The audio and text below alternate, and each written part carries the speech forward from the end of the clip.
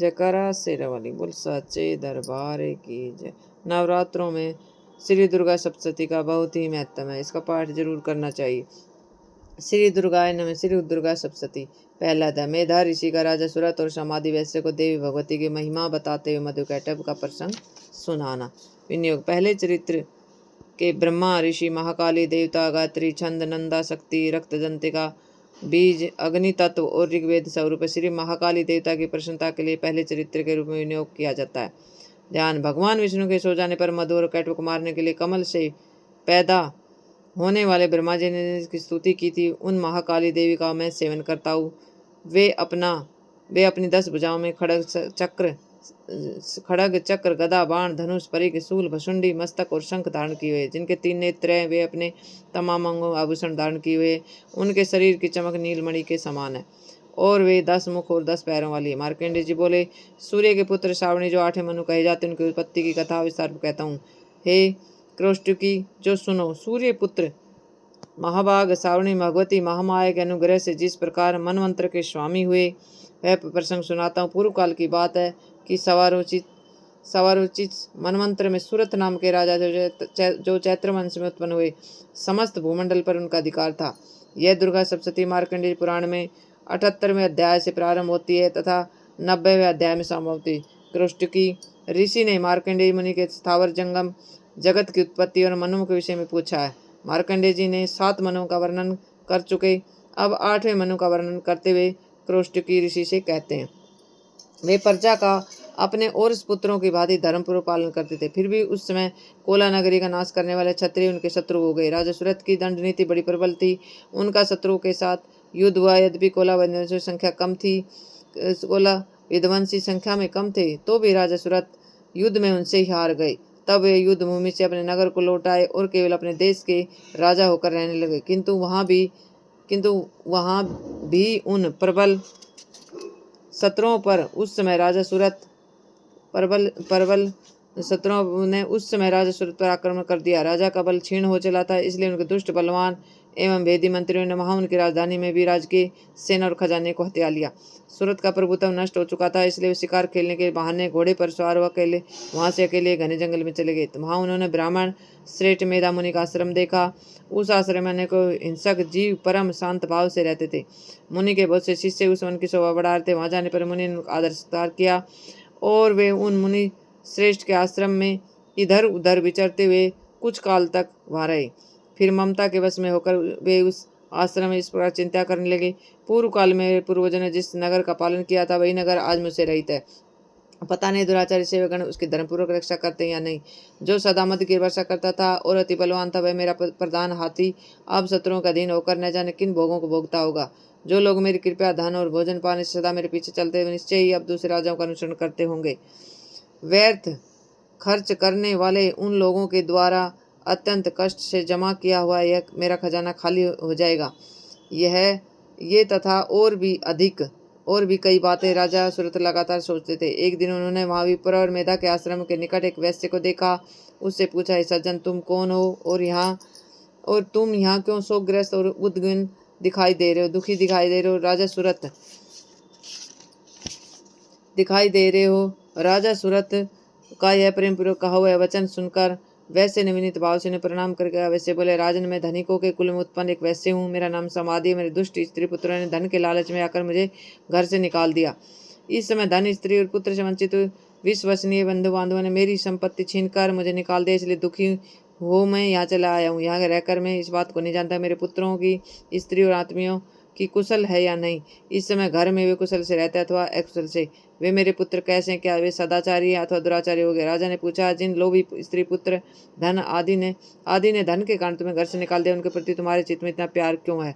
वैसे बोला, आप मेरे विषय में जो बात कहते हुए सच है, किंतु क्या करूं, मेरा मन निष्ठुरता धारण नहीं करता। जिन्होंने धन के लोभ में पड़कर पिता के प्रति श्रद्धा, पति के प्रति प्रेम तथा स्वजन के प्रति अनुराग को तिलांजलि दे मुझे घर से निकाल दिया, उन्हीं के प्रति मेरे हृदय में इतनी अनुरक्ति है। हे मामते, गुणहीन बंधुओं के प्रति जो मेरा चित्त इस प्रकार प्रेम मगन हो रहा है, यह क्या है? इस बात को मैं जानकर भी नहीं जान पाता है। इनके लिए लंबी सांसें ले रहा हूँ और मेरा मन अत्यंत दुखित हो रहा है।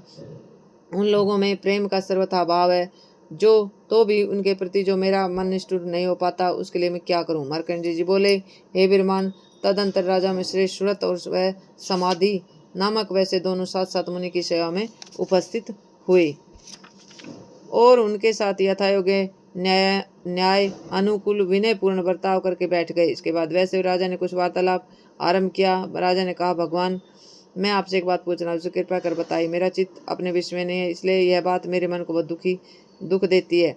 मुनिश्रेष्ठ, जो राज्य मेरे हाथ से चला गया उसमें और उसके संपूर्ण विभागों मेरी ममता ही रही है। यह जानते हुए कि अब वह मेरा नहीं है, अज्ञान की बात ही मुझे उसके लिए दुख होता है। इसका क्या कारण है? इधर यह वैसे भी घर से अपमानित होकर यहाँ आए, इसके पुत्र स्त्री और नौकरों ने इसको छोड़ दिया, आत्मीय जनों ने इसका परित्याग कर दिया, तो भी इसके हृदय में उनके प्रति अत्यंत स्नेह है। इस प्रकार यह तथा मैं दोनों ही बहुत दुखी हैं। जिसमें प्रत्यक्ष दोष देखा गया उस विषय के लिए भी हमारे मन में ममता के कारण आकर्षण पैदा हो रहे। माँ बाप, हम दोनों समझदार हैं, तो भी हमसे जो मोह पैदा हुए, क्या विवेक शून्य पुरुष की भांति मुझ में और इसमें भी मूर्त स्पष्ट दिखाई दे। ऋषि बोले, माँ बाप, सब जीवों को विषय गोचर होने का ज्ञान है और ये माँ बाप, विषय भी सबके लिए अलग अलग। कुछ प्राणी दिन में नहीं देखते, कुछ जीव ऐसे जो दिन और रात्रि बराबर देखते। यह ठीक है कि मनुष्य समझदार होते, किंतु केवल वे ही ऐसे नहीं होते। पशु पक्षी आदि सभी प्राणियों में बुद्धि होती है। मनुष्यों का ज्ञान भी वैसा होता है जैसा उन मृगों और पक्षियों का होता है।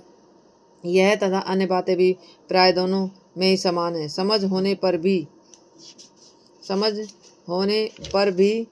पक्षियों को तो देखो, वे स्वयं भूख से पीड़ित होते हुए मोहवश बच्चों की चोंच में कितने चाव से अन्न के दान डाले। पुरुष श्रेष्ठ, क्या तुम देखते नहीं, ये मनुष्य समझदार होते भी लोग बस अपने किए उपकार का बदला पाने के लिए पुत्र की कामना करते। यद्यपि उन सब में समझ की कमी नहीं, तथापि वे संसार की स्थिति बनाए रखने भगवती महामाया के प्रभाव से द्वारा ममता में भाव से युक्त मोह के गहरे गड्ढे में गिराए जाते हैं। इसलिए इसमें आश्चर्य नहीं करना चाहिए। जगदीश्वर भगवान विष्णु की योग निद्रा रूपी जो भगवती महामाया है, उन्हीं द्वारा जगत मोहित हो रहा है। वे भगवती महामाया देवी ज्ञानियों के भी चित्त को बलपूर्वक खींचकर मोहग्रस्त कर देती है। वे ही इस सारे चराचर जगत की सृष्टि करती है तथा वे ही प्रसन्न होने पर मनुष्यों को मुक्ति के लिए वरदान देते हैं। वे ही परम विद्या, संसार बंधन और मोक्ष के कारण भूत सनातनी देवी संपूर्ण ईश्वरों की भी अधीश्वरी है। राजा ने पूछा, भगवान, जिन्हें आप महामाया कहते हुए देवी कौन है? ब्रह्मांड की उत्पत्ति कैसे हुई तथा उनके कार्य कौन कौन से हैं? ब्रह्मवेताओं में श्रेष्ठ महर्षि उन देवी का जैसा प्रभाव है, जैसा स्वरूप हो, इस प्रकार प्रादुर्भाव हुआ, वह सब मैं आपके मुख से सुनना चाहता हूँ। ऋषि बोले, ऋषि ने कहा, राजन, वास्तव में तो देवी नित्य स्वरूप आई है। संपूर्ण विश्व उन्हीं का रूप है तथा उन्होंने समस्त जगत को व्याप्त कर रखा है। तथापि उनका आविर्भाव अनेक प्रकार से होता है। वह मुझसे सुनो। यद्यपि वे नित्य और अजन्मा है, तथापि जब देवताओं की कार्य सिद्धि करने के लिए प्रकट होते उस समय संसार में उत्पन्ना कहलाती है। कल्प के अंत में जब संपूर्ण जगत एक ही महासागर में डूब रहा था, तो सबके प्रभु भगवान विष्णु शेषनाग की शैया बिछाकर योग निद्रा में लीन होकर सो रहे थे। उस समय उनके कानों की मैल से दो भयंकर असुर उत्पन्न हुए, मधुकैटभ के नाम से प्रसिद्ध है। वे दोनों ब्रह्मा जी का वध करने के लिए उद्यत हो गए। भगवान विष्णु के नाभि कलम में विराजमान प्रजापति ब्रह्मा ने जब उन दोनों भयानक असुरों को अपने पास मारने के लिए आता और भगवान को सोया हुआ देखा, तो एकाग्रचित्त होकर उनके भगवान विष्णु को जगाने के लिए नेत्र में निवास करने लगे वाली योग निद्रा की स्तुति आरंभ की, जो इस विश्व के स्वामिनी जगत को धारण करने, संसार का भरण पोषण संहार करने वाली तेज स्वरूप भगवान विष्णु की अनुपम शक्ति है। उन्हीं भगवती निद्रा देवी की भगवान ब्रह्मा स्तुति करने लगे। ब्रह्मा जी ने कहा, देवी, तुम ही स्वाहा, तुम ही सवदा और तुम ही वष्टकार हो। सवर भी तुम्हारे ही स्वरूप है। तुम ही प्राणदायी रुसुदा हो। नित्य अक्षर प्रणव में अकार, उकार, मकार इन तीन मात्राओं के रूप में तुम ही स्थित हो तथा इन तीनों मात्रा के अतिरिक्त जो बिंदु रूपा नित्य अर्ध मात्रा है, जिसका विशेष रूप से उच्चारण नहीं किया जा सकता, वह भी तुम ही हो। इस तरह तुम ओम रूप हो। देवी, तुम ही संध्या, सावित्री, परमजननी हो। देवी, तुम ही इस सकल ब्रह्मांड को धारण करती हो। तुमसे ही जगत की सृष्टि होती है। तुम्ही से इसका लालन पालन होता है। सदा तुम ही कल्प के अंत में सबको अपना ग्रास बना लेते हो। जगन्मयी देवी, इस जगत की उत्पत्ति के समय तुम सृष्टि रूपा, पालन काल में स्थिर रूपा हो, कल्पांत के समय संहार रूपा हो। तुम महाविद्या, महामाया, महामेधा, महासमृति, महामोह रूपा, महादेव और महासुरी हो। तुम ही तीनों गुणों सत्व, रज, तम उत्पन्न करने वाली सबकी प्रकृति हो। भयंकर कालरात्रि, महारात्रि और तुम ही बोध, जबरा, बुद्धि हो। लज्जा, शांति और क्षमा, पुष्टि, तुष्टि भी तुम ही। तुम शूल धारणी, घोर रूपा, खड़ग धारणी, गदा, शंख, चक्र का धनुष, बाण धारण करने वाली हो। बाण, भुसंडी, परिग, ये भी तुम्हारे अस्त्र हैं। तुम सौम्य और सौम्यतर हो। इतना ही नहीं, जितने भी सौम्य एवं सुंदर पदार्थ हैं उन सब की अपेक्षा तुम अत्यधिक सुंदरी हो। पर और अपर सबसे परे रहने वाले परमेश्वर शक्ति तुम ही हो। अखिला आत्मिके देवी, कहीं भी सत असत रूप जो कुछ वस्तु हैं उन सब की जो कुछ शक्ति है वह तुम ही हो। ऐसी अवस्था में तुम्हारी स्तुति क्या हो सकती है?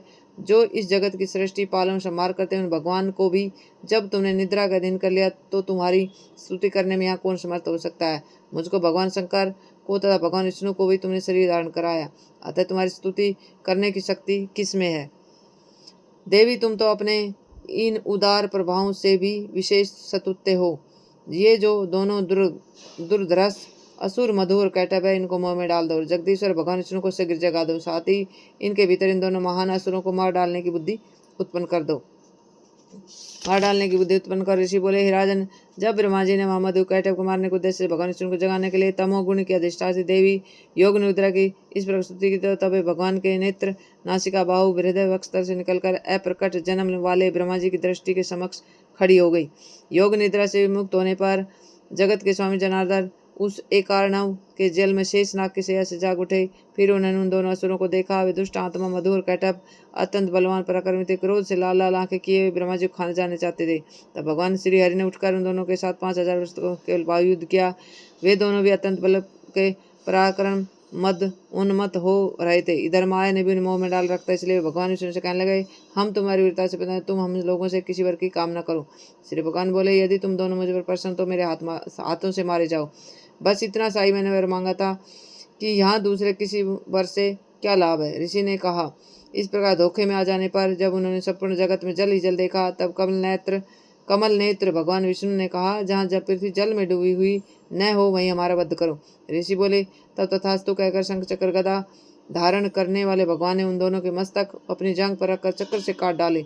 इस प्रकार यह देवी महामाया ब्रह्मा जी की स्तुति करने पर स्वयं प्रकट हुई है। अब आगे तुमसे उनके प्रभाव का वर्णन कहता हूँ, सुनो। इति मधु कैटब वध नामक पहला अध्याय समाप्त। जयकारा से बोले सच्चे दरबार